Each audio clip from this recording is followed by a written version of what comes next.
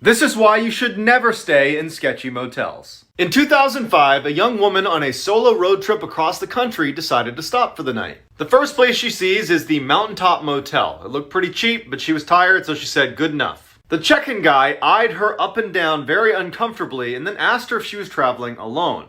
She ignores the question, pays for her room, and then walks away with the key. When she gets inside her room and sees there are literally cockroaches in her bed, she says nope and decides to sleep in her car in the parking lot. Around 3 a.m., she wakes up to see the check-in guy using his own keys to get into the motel room she was supposed to be in.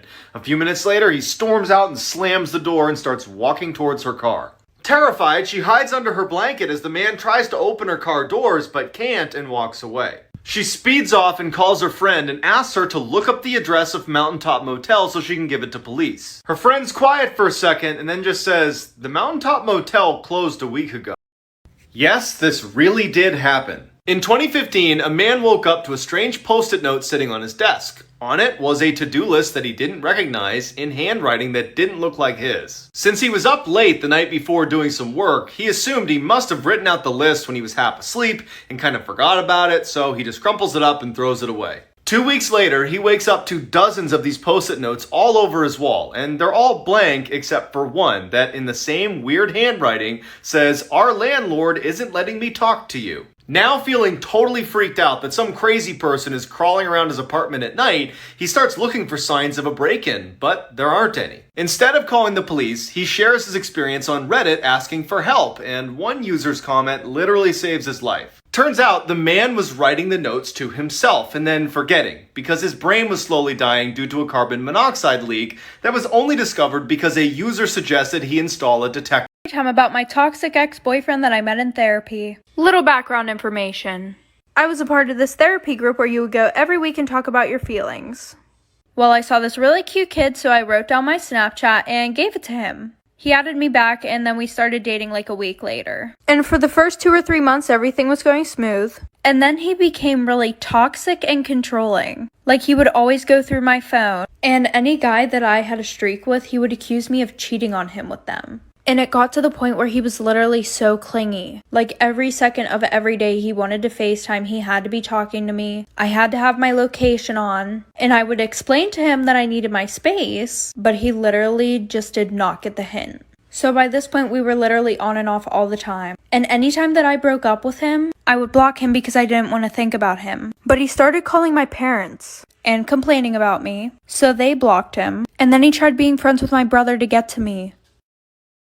This is why you should always be scared of clowns. In 2004, a babysitter had just sat down to watch TV before the parents got back when she noticed something. In the corner of the room was a large clown statue that, no matter how she positioned herself, seemed like it was staring right at her. As she's looking at it, the father calls to check in on the kids. She tells him everything is fine, and right before they're about to hang up, she says, "Why do you have a huge clown statue in your TV room?" There was silence on the phone, and then the father just says, "We don't own a clown statue." She immediately drops the phone, runs upstairs, gets the kids, runs outside, calls the cops. Cops go in and come out with this guy. As the police are taking the clown away, one of the officers comes over to the girl and with a very grim look on his face just says, "We found him underneath one of the kids' beds. He was holding a sharpened screwdriver." Story time about how I almost died when I was 4 years old. So my mom was at work and my dad and I were at home. And my dad was watching TV while I was trying to do headstands. I don't know, guys, I thought I was an acrobat at the time. So anyways, I had a penny in my mouth. I know, it's super dirty, don't come at me, I was 4, I didn't know. And my dad didn't know. And every time that I would do these headstands, I would roll over onto my back.